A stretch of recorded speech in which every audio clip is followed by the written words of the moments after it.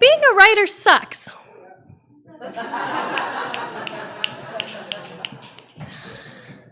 You essentially devote your life to rejection, and then you have to turn around and tell everyone how happy you are.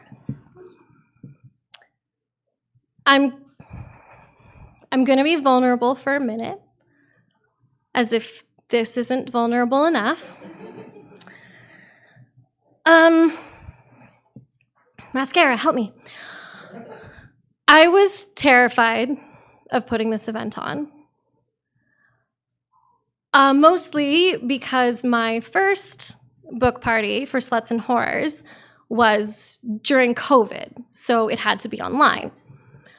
I know nothing about putting on online events, and some very nasty people crashed. They heckled me, they heckled the other performers, and I would love to make some kind of sassy joke about that. But the truth is, it was super traumatizing and devastating. I don't have a manager. I don't have an agent yet.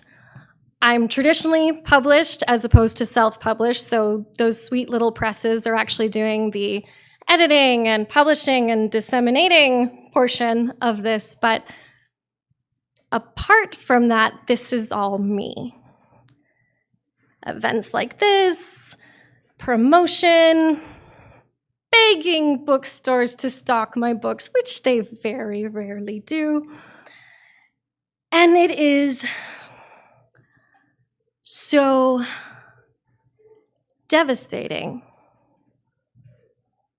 to put your body and soul into something and see how quickly and callously people can tear it apart. But that is the vulnerability of art. You're taking the squishiest, ugliest, most desperate parts of yourself and going, "Here, stranger, please be gentle."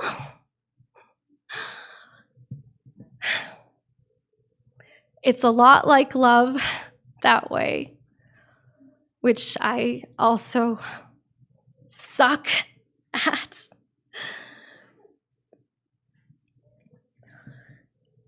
But I want to be vulnerable because in art and in love, it's worth it just to try.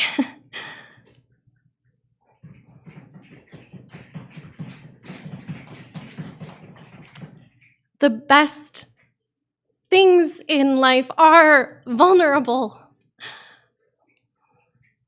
including life itself.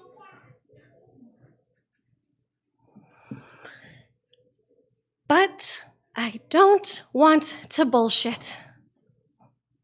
I'm so stoked to see all of you here tonight, but I don't want to stand up in front of you and say, "I'm great," or even, "I'm okay," because I'm not okay. My Chemical Romance songs become more relevant as years go on, not less. But that's precisely why I want to be vulnerable and trembling in front of you all tonight, because the law of averages states that I am not the only person in this room who is struggling.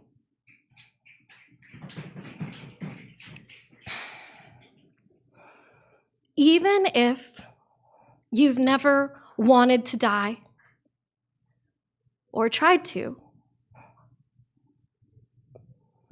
Each and every one of you has pain in your story.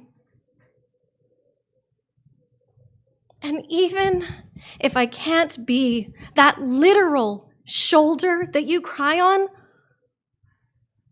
I want you to know that I care about you. And you fucking matter. And the world fucking needs you.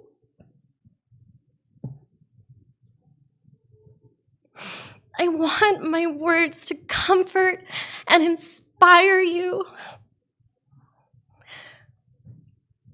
And if my writing can convince one person to stick around, I will consider my career and my life a total success. Despite feeling like such a fucking loser. I mean what I say in the introduction to this book. This one's for the weirdos. And that means anyone who has ever felt weird or off or fucking wrong or like you don't belong, or even if you fit in, you felt like you shouldn't. Even if your life looks gorgeous from the outside and you're sitting there wondering if you did it all wrong.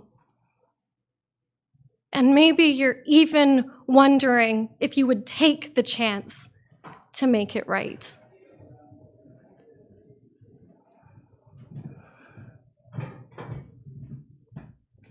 I wrote this book for you, all of you, everyone.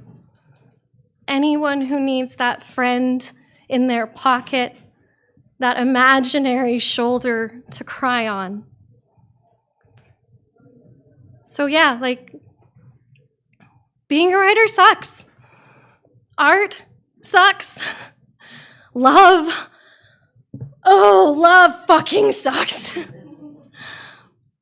Even life sucks sometimes, but it is so worth it to try and to be here with all of you.